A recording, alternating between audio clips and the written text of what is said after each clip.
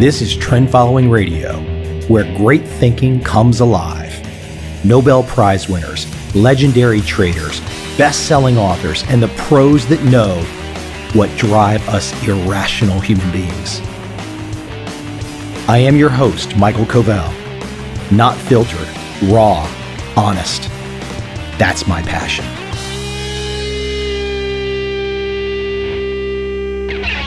Across humanity these days, we are left with almost always fallacies, logical fallacies. For example, the straw man, a common form of argument. We see it all the time. It's based on giving the impression of refuting an opponent's argument while actually refuting an argument that was not presented by that opponent. Literally, almost every criticism I've ever seen of my work is something like that. Now, the people that do it maybe don't know they do it, or they don't have a better argument, or they're triggered in some way, and I'm going to come back to that in a moment, the triggering. But I see these types of fallacies all the time. I'm sure you do in your own life. It's the bane of modern life that we all have to sit through such nonsense. I mean, politics is literally making us stupid in terms of communicating with each other. And I'm going to hit back on that in a moment too. Another type of fallacy, ad hominem.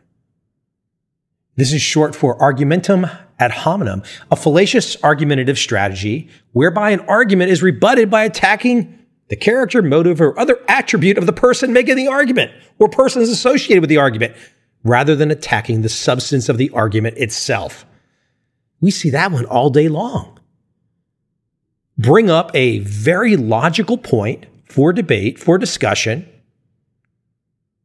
and instead of addressing that issue, the first thing they want to do is find out what is your personal weakness. I mean, we've all got freaking personal weaknesses, but that doesn't help move anything forward. And the person that argues like that, they're worthless. They're absolutely worthless. Anybody that argues like that. They're dealing from the bottom of the deck. They're not honest. So you might say to yourself, if smart people can see this coming from a mile away, and they can, I'm not the only person with a secret decoder ring. You can see that person like literally walking across the room, coming towards you with their fallacy in hand, and then throwing it at you. And they're so worked up. They're so in a lather.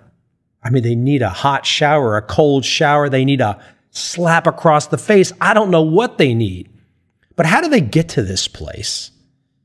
They get to this place, and this is something that my many pros across this podcast series can explain better than I. Those pros easily found at trendfollowing.com/behavior, some of the finest psychological minds on this planet. But they get to this place because they go into a state of mind, a mental discomfort, psychological stress. In the field of psychology, we call this cognitive dissonance. I shouldn't say we, I'm not a psychologist. You get the point. What's the bottom line? What is this cognitive dissonance? It's the person out there who holds two or more contradictory beliefs, ideas, or values. Meaning they have this great belief of something. For example, I've seen a critic recently say to my people, don't read Mike's trend following book. Read this book about point and figure charting because trend following is terrible, but follow point and figure. I mean, it's like mindless, completely mindless. But you know what? The person doesn't necessarily know they're there. They don't even know they're in cognitive dissonance, but they are. And we should all learn to spot it, to either walk away, to learn from it, to call that person out. But what you don't want to do, what I don't want to do, what I try not to do, is to engage in kind. Because then what are you left with? A flame war? A bunch of trolling? I mean, there's people on this planet, we all know them, that literally live to have the last word online. You imagine them sitting in their mom's basement still, 50 kg overweight, wearing tighty whities, drinking bad beer out of a can, whipped up into a frenzy watching whatever cable TV news show they want to believe in. And they're just sitting there typing in this crap that everyone else has to deal with. But the key is you don't have to deal with it like they do. The key is to walk away, not to engage like they do, to point out, perhaps, hey, that's a fallacy. Or have you thought about the fact that you could very well be in the middle of a massive cognitive dissonance? That's the better way to approach it. I use that little intro as a backdrop for where I want to go today. Recently, I've asked everyone to give me ideas on guests for this show. One of the names that keeps coming back is a psychologist out of Canada named Jordan Peterson. I've seen a few of his videos. I have watched him communicate. He's obviously a very smart guy. I can't sit here right now and say that I share all of his beliefs 100%. I don't know them all. But for every video that I have seen, I have a hard time disagreeing with anything he's saying because he is extremely logical. He is not dealing from the bottom of the deck. He is mapping out his view in a very concise, clear, reasoned way. And that's respectful, very respectful, especially in this day and age. Now, a little background on Peterson, and I paraphrase here, so in case I'm getting some of it wrong, you guys can go Google or watch one of the videos on YouTube where he has millions of views. But basically, his situation is this. Canada, I don't know if the national government or whatnot, was going to force professors, he, a psychology professor, was going to force professors to use certain gender pronouns that people want to be called. Now, of course, we all know it's generally male, female. But in this day and age, there's a lot more. I mean, New York City has 31 genders. Peterson, being a very logical guy, said, hey, hold on. The idea of law, like written law, telling me I'm in trouble if I don't follow the pronoun use that someone in my class says, that's problematic. Now, he wasn't saying that he would not listen to that individual and would not use the pronoun they wanted, but his issue, as I understand it, was the government laying down the mandate that he must by law. That's frightening. It's just insane. So on that, how does any thinking person disagree with Peterson? Because once you go down that path, it's all subjective feelings and all kinds of other nonsense. So today I want to cover two articles that I've seen recently about Jordan Peterson that really map out a case that's useful for all of us, regardless of what our interests are and where we're going in life. Because the way he thinks and the way his critics think is very, very useful. This first article from The Atlantic, why can't people hear what Jordan Peterson is saying? Now, it's talking about a very famous interview where Peterson was recently on, it might have been BBC, and a female British broadcaster who had diametrically opposed views to Peterson started grilling him on his views. Now, you need to go watch this 30 minutes of a video. I'm not going to attempt to relay it or replay it all here. From the article, Peterson was pressed by the British journalist Cathy Newman to explain several of his controversial views. But what struck me far more than any position he took was the method his interviewer employed. It was the most prominent, striking example I've seen yet of an unfortunate trend in modern communication. First, a person says something. Then another person restates what they purportedly said so as to make it seem as if their view is as offensive, hostile, or absurd. We see this all day long. And this Peterson interview has so many of these moments these kinds of moments that you start to wonder what drives the interviewer to keep inflating the nature of Peterson's claims instead of addressing what he actually said. Perhaps she has used this tactic to good effect elsewhere. But in the interview, Newman relies on this technique to a remarkable extent, making it a useful illustration of a much broader pernicious trend. Peterson was not evasive or unwilling to be clear about his meaning, and Newman's exaggerated restatements of his views mostly led viewers astray, not closer to the truth. Now, let me give you an example here from the article so I can give some color to this. Peterson begins this interview by explaining why he tells young men to grow up and take responsibility for getting their lives together and becoming good partners. He notes he isn't talking exclusively to men and that he has lots of female fans. What's in it for the women, though? Newman asks. Well, what sort of partner do you want? Peterson says. Do you want an overgrown child, or do you want someone to contend with who is going to help you? So you're saying, Newman retorts, that women have some sort of duty to help fix the crisis of masculinity? But that's not what he said. He posited a vested interest, not a duty. Peterson goes on to assert, women deeply want men who are competent and powerful. And I don't mean power in that they can exert tyrannical control over others. That's not power. That's just corruption. Power is competence. And why in the world would you not want a competent partner? Well, I know why actually you can't dominate a competent partner. So if you want domination, the interviewer interrupts. So you're saying women want to dominate. Is that what you're saying? Question mark. I mean, seriously, this is nonstop. This is how people argue and debate. I don't know what the end game is. Who writes these questions? Who thinks like this?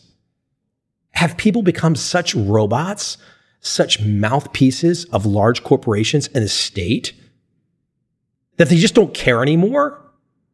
I mean, you know, someone that asks these types of questions is a dishonest person. I don't care what other people might say about this interviewer. She is not an honest person. Now, the reasons for that dishonesty, I have no idea. But as a factual matter, not honest. Let me give another example from the interview. Newman, the interviewer, says that 9% pay gap, that's a gap between median hourly earnings between men and women. That exists. Peterson says, yes, but there's multiple reasons for that. One of them is gender, but that's not the only reason. If you're a social scientist worth your salt, you never do a univariate analysis. You say women in aggregate are paid less than men. Okay, well, then we break it down by age, we break it down by occupation, we break it down by interest, we break it down by personality. The interviewer, Newman, says, but you're saying basically it doesn't matter if women aren't getting to the top because that's what is skewing that gender pay gap, isn't it? You're saying that's just a fact of life. Women aren't necessarily going to get to the top. Peterson comes back. No, I'm not saying it doesn't matter either. I'm saying there are multiple reasons for it. The interviewer says, yeah, but why should women put up with those reasons? Question mark. Peterson, I'm not saying they should put up with it. I'm saying that the claim that the wage gap between men and women is only due to sex is wrong, and it is wrong. There's no doubt about that. The multivariate analysis has been done, so let me give you an example. That example, Peterson goes on, there's a personality trait known as agreeableness. Agreeable people are compassionate and polite, and agreeable people get paid less than disagreeable people for the same job. Women are more agreeable than men. Newman, the interviewer, again, a vast generalization. Some women are not more agreeable than men. Peterson, that's true. And some women get paid more than men. Newman, so you're saying by and large, women are too agreeable to get the pay raises that they deserve? Peterson, no, I'm saying that is one component of a multivariate equation that predicts salary. It accounts for maybe 5% of the variance. So you need another 18 factors, one of which is gender. And there is prejudice. There's no doubt about that. But it accounts for a much smaller portion of the variance in the pay gap than the radical feminist claim.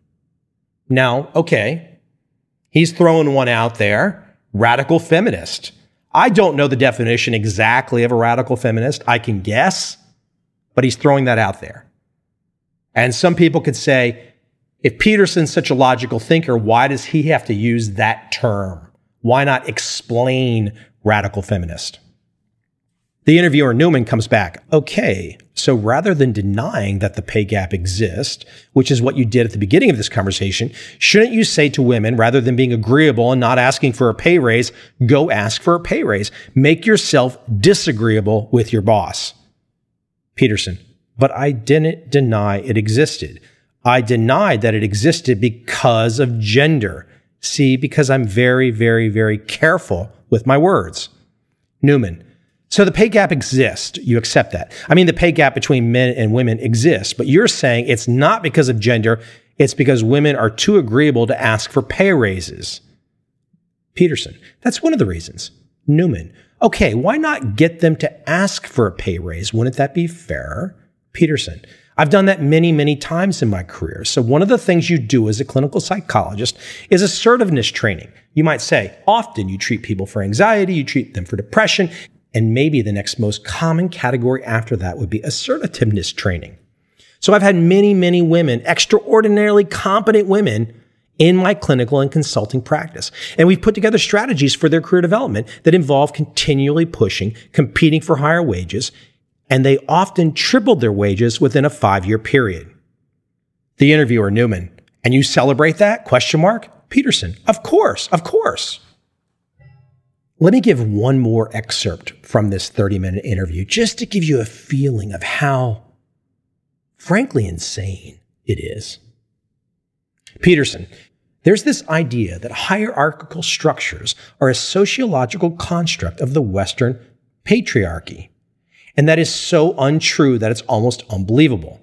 I use the lobster as an example. We diverged from lobsters evolutionarily about 350 million years ago. And lobsters exist in hierarchies. They have a nervous system attuned to the hierarchy. And that nervous system runs on serotonin just like ours. The nervous system of the lobster and the human being is so similar that antidepressants work on lobsters. And it's part of my attempt to demonstrate that the idea of hierarchy has absolutely nothing to do with socio-cultural construction, which it doesn't. The interviewer, Newman, let me get this straight. You're saying that we should organize our societies along the lines of lobsters? Question mark. This was a serious interview. At least that's what the setup was to be. But these are non-serious questions. This is all about getting an angle, getting an advantage. Nothing to do with the truth. Not everyone gets the truth. Only the man who goes after the truth, only the woman who goes after the truth gets the truth. Not everyone's going to get it. Not everyone's going to work to find it. Not everyone's going to work to figure it out. This first article concludes, but there is a way to reduce needless division over the countless disagreements that are inevitable in a pluralistic democracy.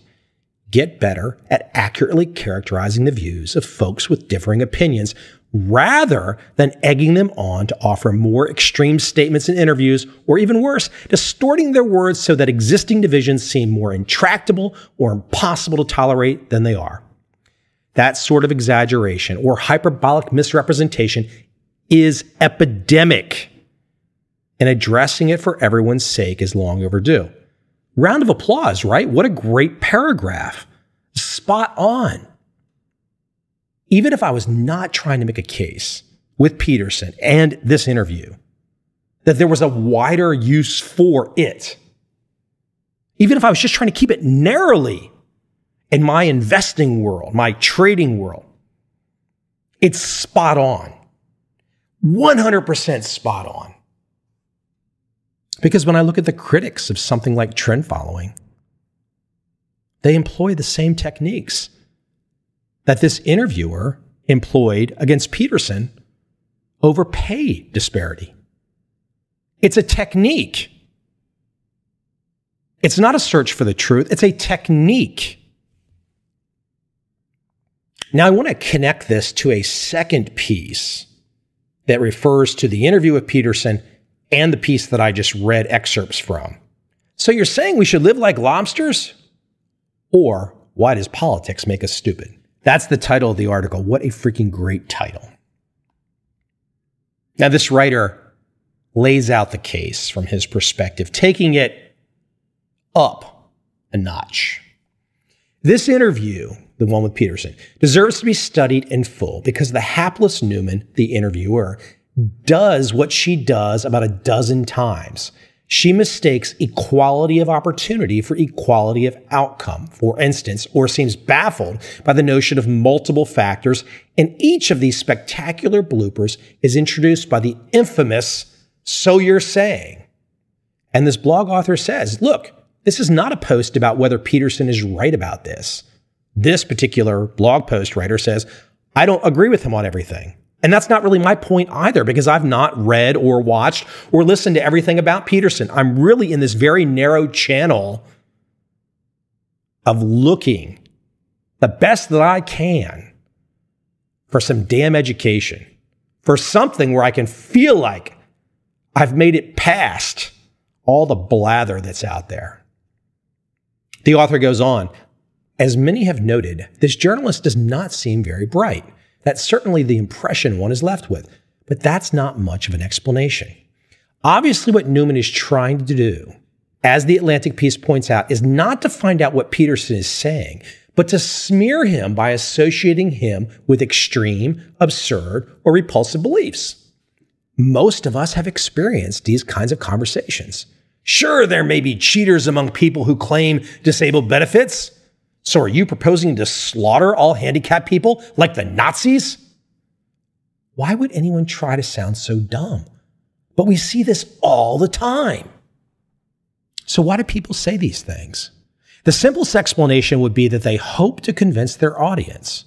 If I can get my listener to believe that my adversary's relatives engaged in crime, somehow he or she will stop paying attention to their arguments. But one thing we know from the psychology of reasoning is that such arguments do not, in fact, work. That is, people are not easily swayed by ad hominem rhetoric. The fact that a mass murderer was a vegetarian and an amateur painter does not convince people that there is anything repulsive in either the diet or the hobby. Maybe so-and-so's mother was a prostitute, but that does not invalidate her son's arguments. So people may try, but they rarely succeed. So why is this persistent? The author notes, one possible explanation is that there is an asymmetry between people's own vulnerability to bad arguments, which is not very high, and their estimate of other people's vulnerability, very high. As Hugo Mercier demonstrates in a recent paper, the experimental record shows that it is very difficult to make people entertain strange or absurd or counterintuitive beliefs. Humans are just not very easy to persuade of complete nonsense. But as Mercier adds, one thing we do often believe without much evidence is that others will believe just about anything. The only domain where we are really gullible is our estimate of other people's gullibility. To coin a phrase, humans are not gullible, but they seem really meta-gullible. So perhaps people use ad hominem and other absurd non-arguments because they mistakenly overestimate their epistemic effects on listeners. Only politics can make you that willfully stupid. And that starts to be one of the big takeaways from this episode. Only politics can make you that willfully stupid. But that may be only part of the explanation because the use of abusive rhetoric seems uniquely frequent in the political domain. It is in politics that people call an adversary a drunk baboon, as Lincoln was described by the Democratic Party as a supposedly powerful argument against the abolitionist cause. That is, of course, not the only damage politics inflicts on people's intellects. Living among academics, it is, of course, always a wonder to witness how people who display great sophistication in understanding multiple intertwined factors suddenly turn into 4-year-olds when they talk about politics. It's a wonder that the same people who are so careful with the logic of arguments suddenly get into passionate refutation that B could possibly imply A when all you suggested to them was that perhaps A implies B. So why does this happen so much in politics? And is it only politics? I would make the argument that it's clearly seen across investment approaches. Look at buy and hold. People just say, no matter what, I'm going to do this. And if you put something else in their field of vision that gives an alternate perspective, completely logical, I mean, some people will go literally apeshit. They want nothing to do with it. So the reason that people act this way, I just read the first reason from this author, what he calls meta-gullibility. That's his first explanation for why this behavior unfolds. His second explanation, this is the one deep in my gut. This is the one that's really happening. This is what's going on every damn day across Facebook, Twitter, whatever social platform you want. And explanation two, signaling one's affiliation. The special factor about politics is that A, it seems to be about arguments for or against particular policies, but B, it is of course mostly motivated by coalitional psychology. The point is to build and sustain an alliance with strong cooperation and diminish the recruitment potential of other alliances in what is clearly construed as a zero-sum competition for social support. And that's actually a source from an academic paper. That's not just some guy's random view. He's sourcing the damn academics. Someone has done the data work to figure that out. And that describes exactly what we deal with 24/7. Seen from this angle, Kathy Newman, the interviewer, her majestic displays of stupidity make more sense. Newman is signaling to her friends or allies that she is so strongly opposed to Peterson and his conservative views that she will use absurd distortion and insulting comments rather than engage with and discuss any of his arguments. Sure, that makes her sound a little bit of a simpleton, but the point is that people now know very clearly where she stands. This would make sense because an interview is always an ambiguous process. A good journalist should get the interviewee to provide the cleanest possible expression of their views. But this may be easily mistaken for support. And as it happens, many journalists owe their jobs as much to partisan affiliation as to reporting skills or interview technique. So this ambiguity, it may be particularly damaging, hence the need for signaling. Signaling would be a fine explanation, but the rhetoric used by Newman and other people in such debates also conveys incompetence. That's not good. I mean, that's not optimal if you want to recruit people. An uncommitted third party may watch that extraordinary interview and walk away with the impression that Newman's camp, whatever it is, probably does not have good arguments at all. So what would the signaling advantage of really bad arguments override their implications about competence? Question. Does this happen only when the camps are so clearly antagonistic that trying to appear competent is entirely redundant?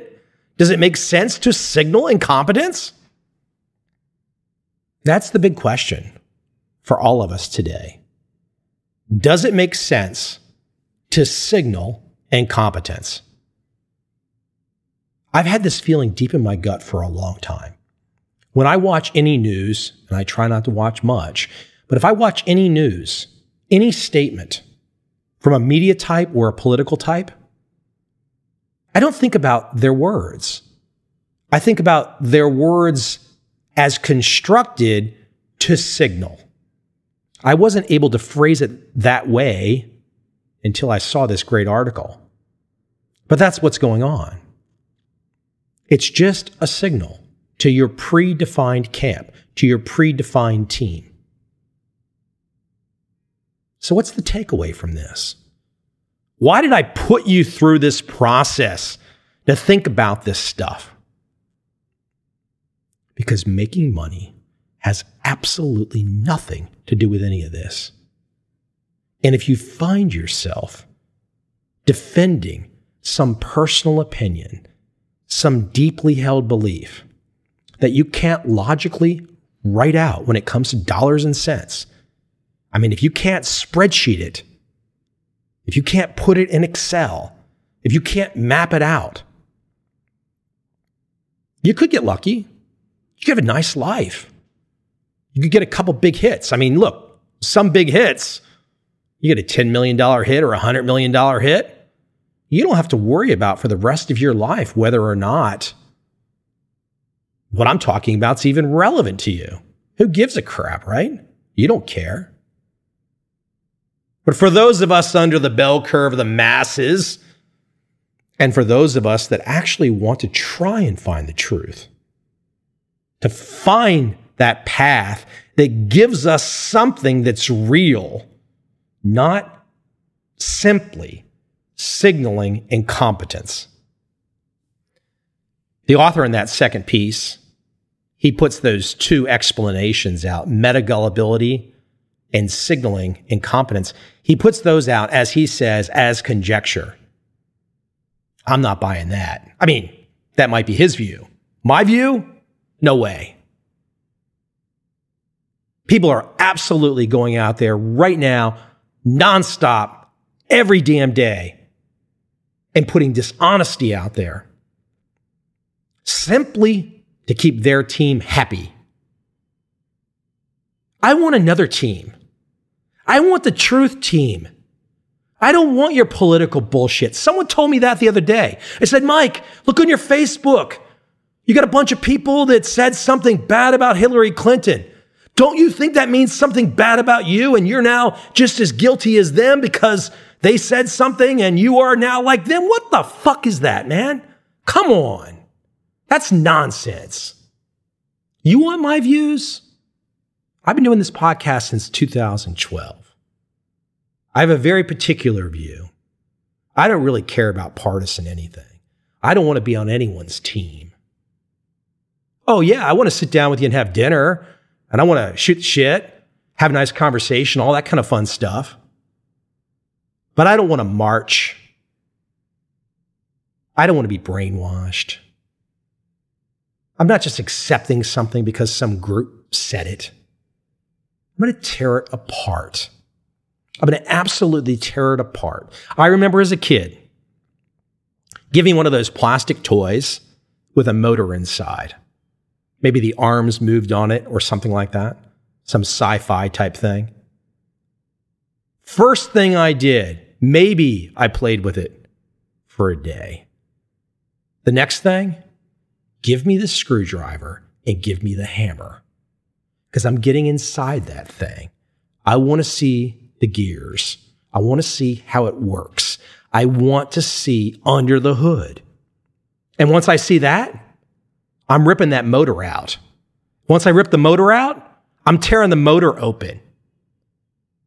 I hope like hell, and look, I'm not Mr. Engineering here, but I hope like hell most everyone on this show at some point in time has torn a toy apart and ripped the motor out and ripped the motor apart to see what's inside the damn motor. Magnets. Right? Magnets. That's what's inside the motor. Then once you know how it works, you don't think about it anymore. You can chill. If you don't know how it works, if you don't know how the process works, whatever that process might be, politics, psychology, decision-making, investments, trading, if you don't know how it works, guess what? You're in a constant state of anxiety. You might be in full-blown cognitive dissonance. And then what do? You go find your team, you support your team, and you write crazy shit on social media. Writing crazy shit on social media will not make you a fortune. Write that one down. And if you don't believe it, at least give it to your kids.